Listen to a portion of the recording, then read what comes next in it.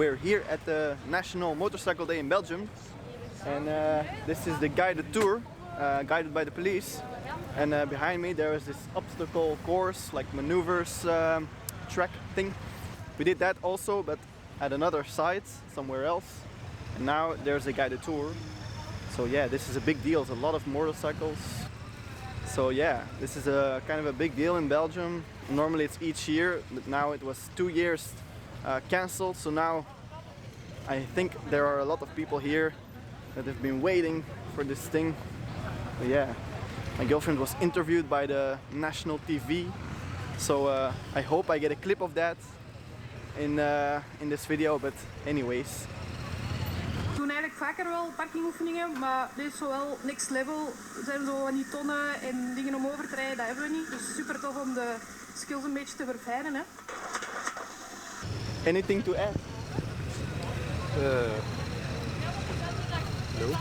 And how was it like to be filmed on national TV? Weird. Weird. Normally I don't like to be filmed, but Oh, okay. I was like, why not? Yeah. Yeah. I was really struggling with filling my sentences. They'll edit it. They'll Yeah, edit it. probably. Wil jij mee in die groep?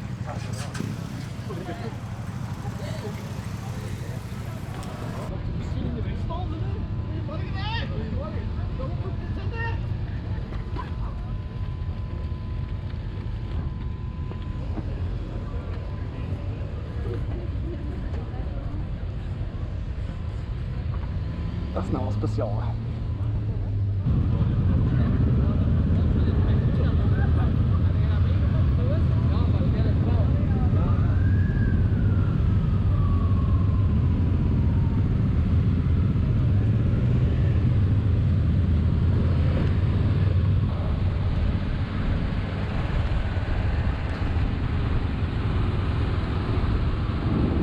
Ja, niet tegen de grond.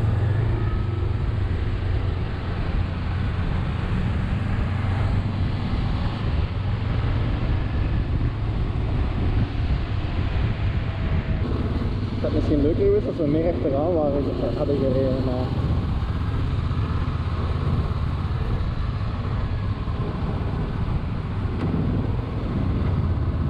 het zou wel inderdaad. Er zijn nogal wat mensen, maar...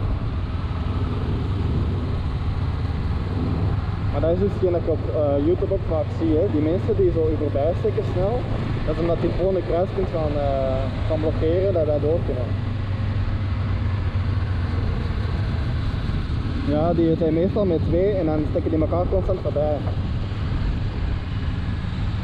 Ja, ik heb daar veel filmpjes van gezien al, en dat is vaak met ministers of met ambulances of zo. Het is hier wel 70, hè.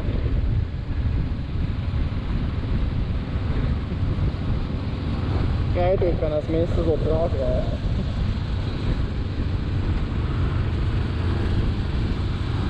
Nu zo langs links iedereen erbij steken, langs op de...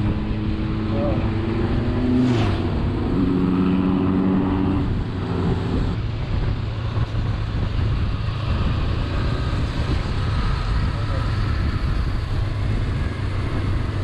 Ik zit met Lien nog. Ik ben alleen met Lien. Met Lien. Nee. Goed gedaan. Ja.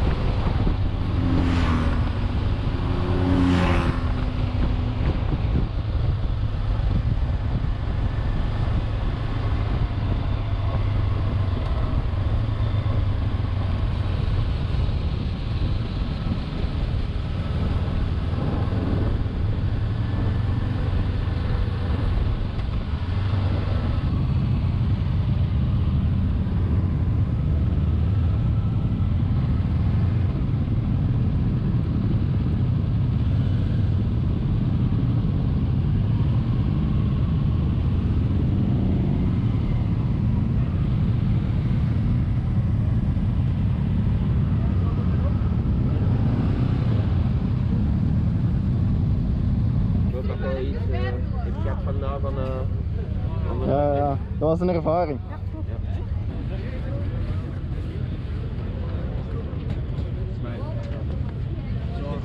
Ja. Het is heel comfortabel eigenlijk.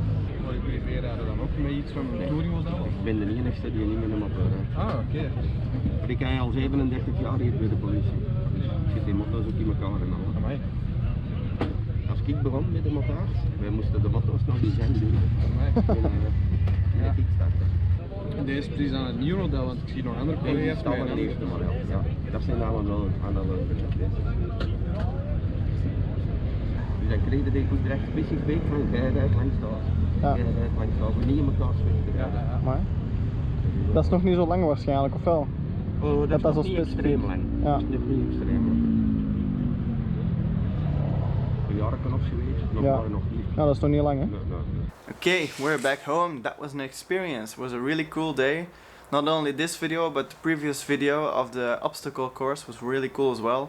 I learned some things today and also it was just a great experience with friends and family. So if you have something similar in your country, I would recommend doing something like that. It's always good after winter to like fresh up on your driving skills. If you're still watching this, that means you like this video. I hope so. Give it a like, subscribe if you don't want to miss any other future videos. And now I'm gonna end the video by saying keep it bright and upright.